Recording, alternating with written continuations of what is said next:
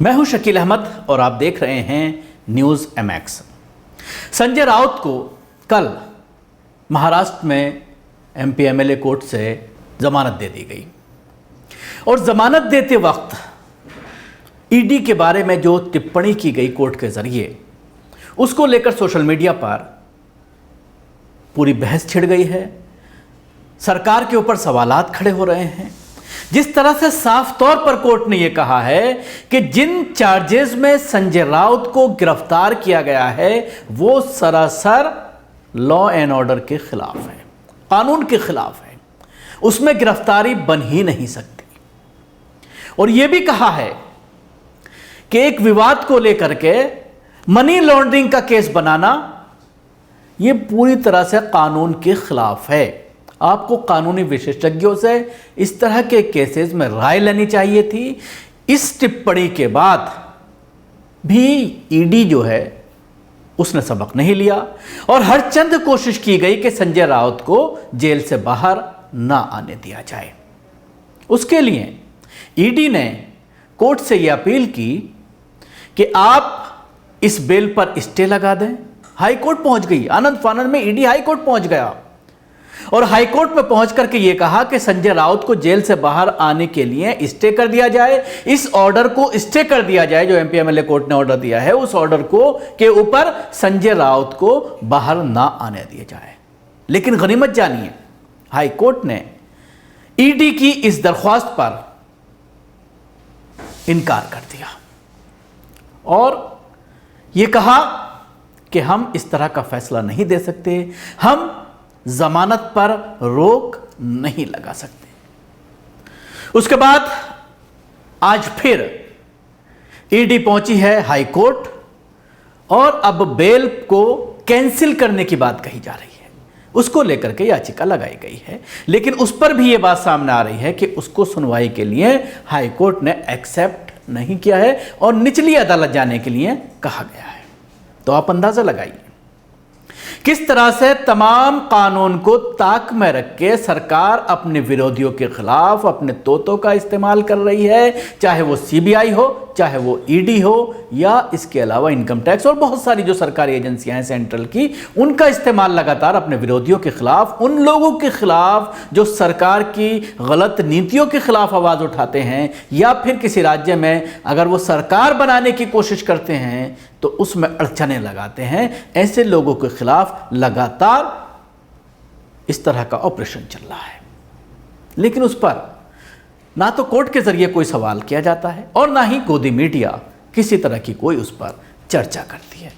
एक बड़ा सवाल है कि कोर्ट के जरिए इस तरह की टिप्पणी किए जाने के बावजूद ED उस पर स्टे लेने की कोशिश करती है, कोर्ट को मैनेज करने की कोशिश करती है और अगर स्टे नहीं मिलता तो फिर जमानत को कैंसिल करने की याचिका डाली जाती है हाई कोर्ट में, महाराष्ट्र हाई कोर्ट में। जाहिर सी बात है संजय राउत बाहर आ गए हैं और बाहर आने के बाद उन्होंने बड़ी चेतावनी दी है भारतीय जनता पार्टी को और पूरी तरह से ललकारा है और यह कहा है कि अब गेम खुलकर होगा। देखिए संजय राउत ने बाहर आते ही मीडिया कर्मियों से जब बात की तो उन्होंने क्या कहा। लेकिन अब आया हूँ, इसके बाद तो बूम दे दो आप यार। लोगों ने जोर से स्वागत किया, प्यार दिया। मुझे तो लगा था कि 3 महीने के बाद लोग मुझे भूल जाएंगे, लेकिन मैं कल से देख रहा हूँ, आज सुबह से देख रहा हूँ। आज सुबह अभी मैं माननीय उद्धव ठाकरे साहब से मिलने जाऊंगा। कल वो लगातार मेरे से बात कर रहे थे। आज सुबह शरद पवार साहब का भी फोन था, वो भी बीमार है, लेकिन पवार साहब को भी मेरे बारे में बहुत फिक्र थी है, तो मैं पवार साहब से जाकर मिलूंगा। बहुत लोगों के फ़ोन आ रहे हैं। अभी डॉक्टर सुब्रमण्यम स्वामी जी का फ़ोन चल रहा था। कल जिस प्रकार का कोर्ट ने ऑर्डर दिया है उस बारे में पूरे देश में एक अच्छा माहौल बना है। मैं टिप्पणी नहीं करूंगा, ना ED पर करूंगा, ना जिस लोगों ने ये साजिश रची थी, अगर उनको आनंद मिला होगा तो मैं उनके आनंद में सहभागी हूँ। लेकिन मेरे मन में किसी के खिलाफ कोई शिकायत नहीं है। और न मैं करूँगा। जो मुझे भुगतना था, मेरे पार्टी को भुगतना था, हमने भुगत लिया है। मेरे परिवार ने बहुत कुछ खोया है जी। तो होता है ऐसा जिंदगी में, राजनीति में हम लोग, लेकिन इस प्रकार की राजनीति देश के इतिहास ने कभी न देखी है। हमारा देश 150 साल गुलामी में था, उस काल में भी इस प्रकार की पॉलिटिकल वेंडेटा की राजनीति हमने देखी नहीं। दुश्मनों के साथ भी अच्छा व्यवहार किया जाता है पॉलिटिकल में, लेकिन फिर भी मैं एक्सेप्ट करता हूँ। मैं पूरे सिस्टम को दोष नहीं दूंगा, ना मैं किसी केंद्रीय जांच एजेंसी को दोष दूंगा। जी। अच्छा काम करने का मौका उनको भी मिलता है, करना चाहिए, सबको करना चाहिए। महाराष्ट्र में एक सरकार नहीं बनी है, मैं 3 महीने से बाहर हूँ। कुछ निर्णय सरकार ने अच्छे भी लिए हैं महाराष्ट्र के, मैं उनका स्वागत भी करूँगा। विरोध के लिए विरोध नहीं करेंगे हम लोग, कभी ना किया है। जो चीज़ें जनता के लिए और राज्य के लिए और देश के लिए अच्छी होती है, उनका हमेशा स्वागत करना चाहिए। महाराष्ट्र में देवेंद्र फडणवीस जी ने कुछ निर्णय अच्छे लिए हैं। जब मुझे अखबार पढ़ने का मौका मिलता था तो मैं पढ़ लेता था, और मैं ये भी देखता था कि अच्छा निर्णय है। जी। खास करके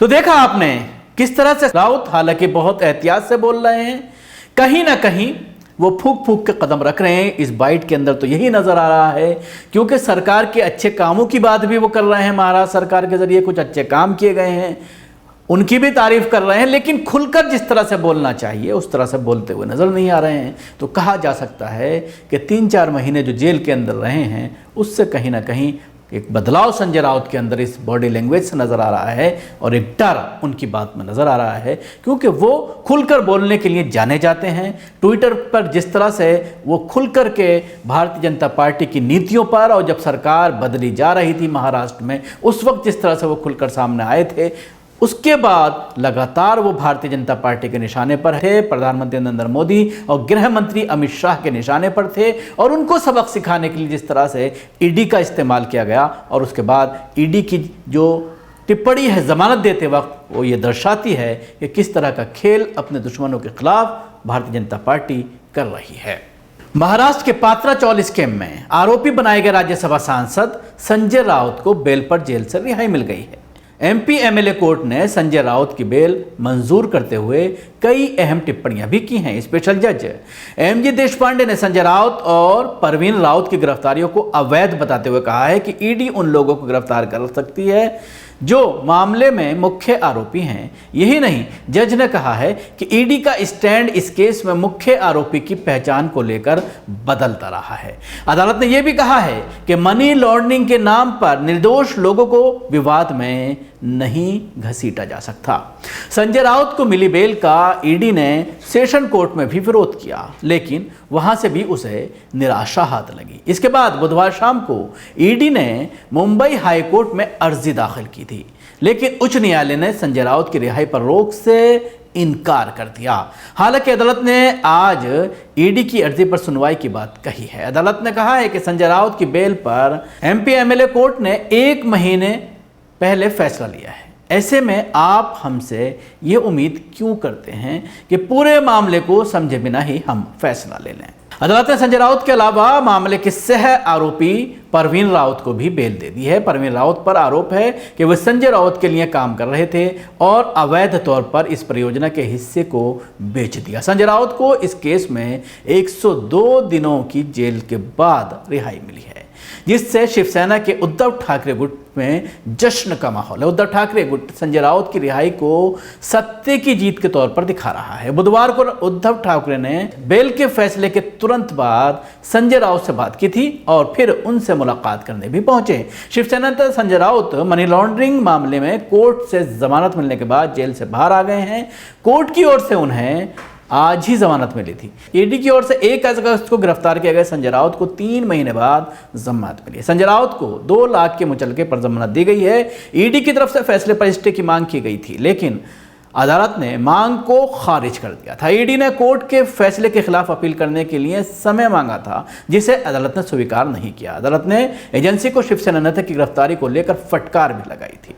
गौरतलब है कि कोर्ट ने जैसे ही संजय राउत को जमानत का ऐलान किया, उनके समर्थकों ने तालियां बजाई। कोर्ट ने 21 अक्टूबर को जमानत याचिका पर दोनों तरफ की दलीलें सुनने के बाद फैसला सुरक्षित रख दिया था। संजय राउत का जेल से निकलने पर कार्यकर्ताओं ने जोरदार स्वागत किया।